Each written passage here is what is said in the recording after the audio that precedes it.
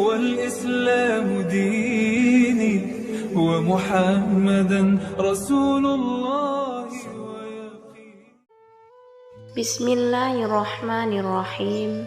Alhamdulillahirrabbilalamin. Allahumma shalli ala Sayyidina Muhammad wa ala ali Sayyidina Muhammad. Sahabatku yang dirahmati Allah, salat merupakan salah suatu ibadah yang harus dikerjakan setiap hari untuk mendekatkan diri menghadap kepada Allah Subhanahu wa ta'ala. Karena barang siapa yang melakukan salat dengan ikhlas, maka Allah akan memasukkannya ke dalam surganya. Dan barang siapa yang tidak melakukannya, Allah akan memasukkan ke dalam nerakanya. Tapi ada juga yang melakukan salat hampir puluhan tahun tapi masuk neraka. Ada salah seorang ulama yang bernama Abu bin Hashim yang setiap harinya selalu melakukan salat 5 waktu, dan salat malam pun dirinya selalu tidak pernah putus. Hampir puluhan tahun dirinya selalu mengerjakan salat malam atau salat tahajud. Setiap orang tertidur malam, dirinya selalu terbangun dan segera mengambil air wudhu untuk melakukan salat tahajud dan munajat kepada Allah Subhanahu wa ta'ala. Pada suatu ketika, saat hendak mengambil wudhu untuk tahajud, Abu bin Hashim dikagetkan oleh keberadaan sesosok makhluk yang duduk di bibir sumurnya. Abu bin Hashim bertanya, "Wahai hamba Allah, siapakah engkau?" Sambil tersenyum, sesosok itu berkata, "Aku malaikat utusan Allah." Abu bin Hashim kaget sekaligus bangga karena kedatangan tamu malaikat yang mulia. Abu bin Hashim lalu bertanya, "Apa yang sedang kamu lakukan di sini?" Malaikat itu menjawab, "Aku disuruh mencari hamba pencinta Allah." Melihat malaikat itu memegang kitab tebal, Abu bin Hashim lalu bertanya, "Wahai malaikat, buku apakah yang engkau bawa?" Malaikat menjawab, "Ini adalah kumpulan nama hamba-hamba pencinta Allah."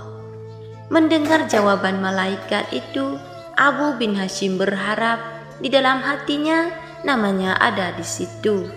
Maka ditanyalah malaikat itu, "Wahai malaikat, apakah ada namaku di situ?"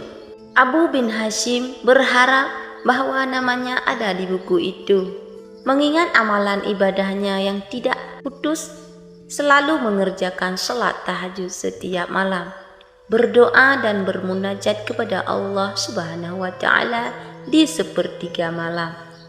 "Baiklah, aku buka," kata malaikat sambil membuka kitab besarnya. Dan ternyata malaikat itu tidak menemukan nama Abu bin Hashim di dalamnya. Karena tidak percaya, Abu bin Hashim meminta malaikat mencarinya sekali lagi. "Betul, namamu tidak ada di dalam buku ini," kata malaikat. Abu bin Hashim pun gemetar dan jatuh tersungkur di depan malaikat.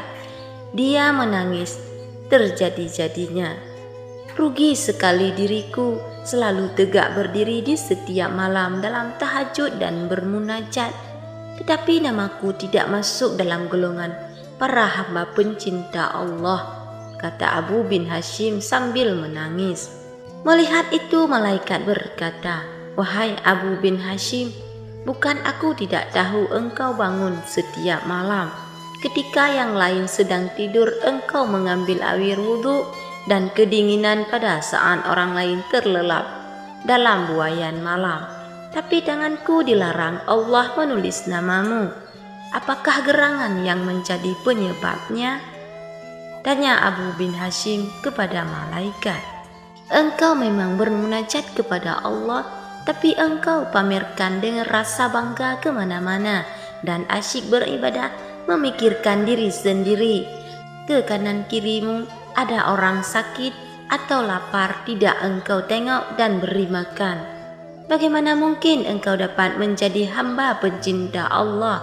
kalau engkau sendiri tidak pernah mencintai hamba-hamba yang diciptakan Allah, kata malaikat itu.